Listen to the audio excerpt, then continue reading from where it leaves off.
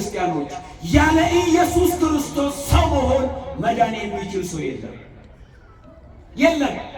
ማንኛውም ሰው ያለ ክርስቶስ መገለጥ፣ ያለ ክርስቶስ ሰው መሆን፣ ያለ ኢየሱስ ክርስቶስ መከራ፣ ያለ ክርስቶስ መስቀል እርሱ ካልመጣ፣ እርሱ ካልተወለደ፣ የኛን ባህሪው ካላደረገ፣ የኛን ስጋ ካልለበሰ፣ ስለኛ መስቀል ተሸክሞ ካልወደቀ እኛ ከወደቅንበት ስፍራ ልንነሳ አንችልም።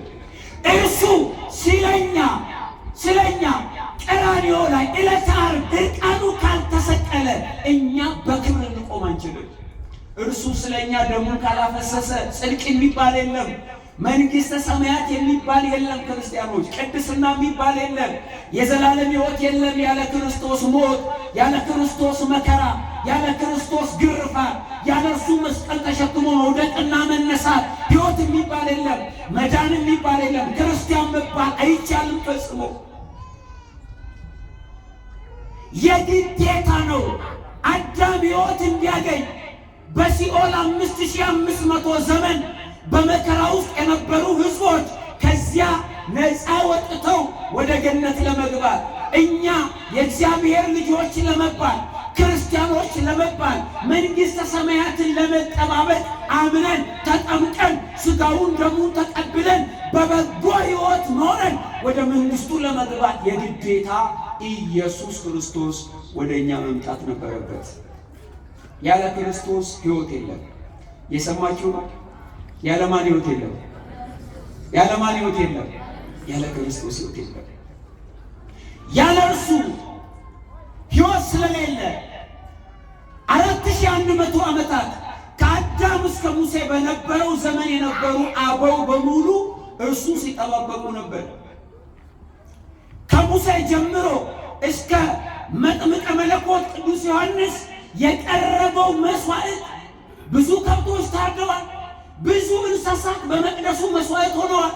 ደብተራ ኦሪት በተባለችው በብሉይ ኪዳን በነበረችው መቅደስ ጠዋት የነቢይ መስዋዕት ይቀርባል፣ ማታ የሰርክ መስዋዕት ይቀርባል፣ በሳምንቱ መጨረሻ የሳምንቱ መስዋዕት ይቀርባል፣ ወሩ ሲያበቃ መባቻ በተባለው ቀን መስዋዕት ይቀርባል። በየዓመቱ በዓለ ፋሲካ፣ በዓለ መጸለት እየተባለ የመቅደስ መታደስ በዓል እየተባለ መስዋዕት ይቀርባል። በዓመት አንድ ቀን ደግሞ ዕለተ አስተስርዮ ተብላ በምትጠራው የኦሪቱ ሊቀ ካህናት በዓመት አንድ ጊዜ የእንስሳቱን መስዋዕት ይዞ ወደ ቅድስተ ቅዱሳን ይገባል። የቃል ኪዳኑ ታቦት ባለችበት በዚያች ይገባል። ስለ ራሱና ስለ ሕዝቡ መስዋዕት ያቀርባል። ይሄ ሁሉ መስዋዕት ተደምሮ ግን ዕለተ ዓርብ የሚከፈለው ዋጋ ሊተካ ስላልቻለ በኦሪት የነበረው ሊቀ ካህን ዓለምን በመስዋዕቱ ሊያድን ስላልቻለ ሌላ ሊቀ ካህን አስፈለገ። ሌላ ምን አስፈለገ? ሌላ ሊቀ ካህን በሉ እስኪ። ሌላ ምን አልኳችሁ? ሊቀ ካህናት። የእንስሳቱ መስዋዕት ሥጋቸው ተቃጥሎ ዓለምን ማዳን ስላልቻለ ሌላ መስዋዕት አስፈለገ። ሌላ ምን አስፈለገ? ሌላ መስዋዕት አስፈለገ። ሌላ መስዋዕት ዓለምን መታደግ የሚችል፣ ዓለምን ማዳን የሚችል፣ ጨለማውን ሊያርቅ የሚችል፣ አዳም ለበደለው በደል ካሳ መሆን የሚችል መስዋዕት አስፈለገ።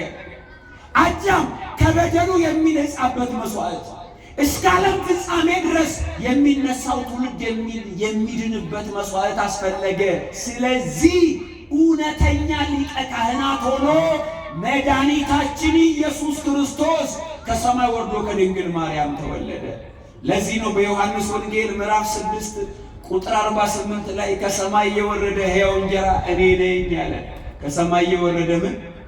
ሕያው እንጀራ፣ ዓለም የሚድንበት፣ የዘላለም ሕይወት የሚገኝበት፣ ሰው ሁሉ ወደ እግዚአብሔር መንግሥት የሚገባበት ከሰማይ የወረደው ሕያው እንጀራ እኔ ነኝ ያለ አምላካችን እግዚአብሔር የምናመልከው አስቀድሞ የነበረው የሰማይና የምድር ፈጣሪ ነቢያትን አስነስቶ ትንቢት ያናገረ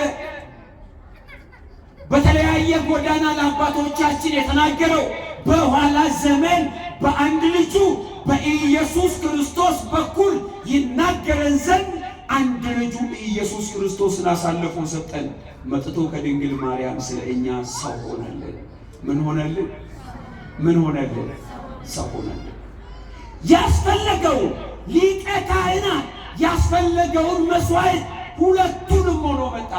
ሊቀ ካህናት ማለት አስታራቂ ማለት ነው። ምን ማለት ነው? ምን ማለት ነው? እስኪ ተናገሩ። ሊቀ ካህናት ማለት ምን ማለት ነው? አስታራቂ ማለት ነው። ስለዚህ የአዲስ ኪዳን ሊቀ ካህናት ማን ነው? ተናገሩ። ማን ነው? የአዲስ ኪዳን ሊቀ ካህናት ማን ነው?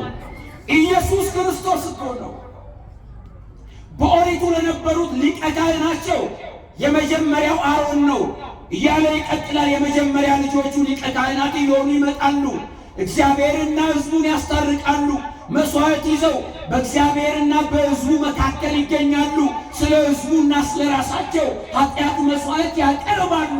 አሁን ግን በአዲስ ኪዳን ኃጢአት የሌለበት ምን የሌለበት አልኳችሁ? ምን የሌለበት? ኃጢአት የሌለበት። ዕብራውያን በዚህ በምዕራፍ 7 ቁጥር 26 ላይ እንዲህ የሚል ቃል ተጽፎ ታገኛላችሁ። ቅዱስና ያለ ተንኮል አለ። ቅዱስና ያለ ምን? ያለ ተንኮል፣ ነውር የሌለበት። ምን የሌለበት? ነውር የሌለበት። ከኃጢአተኞች የተለየ። ከምኖች የተለየ? ከኃጢአተኞች የተለየ። ከሰማያትን ከፍ ከፍ ያለ። ከምን ከፍ ከፍ ያለ? ከሰማያት ከፍ ከፍ ያለ። ኃጢአት የለበትም። ነውር በእርሱ ዘንድ የለም። በባህሪው ኃጢአት አይስማማው። ከሰማያት ከፍ ከፍ ያለ ነው። ምክንያቱም እርሱ እግዚአብሔር ነዋ። እግዚአብሔር እኮ ነው። በመጀመሪያ ቃል ነበረ፣ ያም ቃል በእግዚአብሔር ዘንድ ነበር፣ ያም ቃል እግዚአብሔር ነው ብሎ ቁጥር 14 ላይ ያም ቃል ሥጋ ሆነ የተባለው ወልድ የእግዚአብሔር የባህሪ ልጁ እግዚአብሔር ቃል ወልድ ወልደ አብ ወልደ ማርያም ሆኖ የተገለጠው እግዚአብሔር ስለሆነ ምን አለ? ከሰማያትም ከፍ ከፍ ያለ እንደዚህ ያለ ሊቀ ካህናት ይገባናል አለ።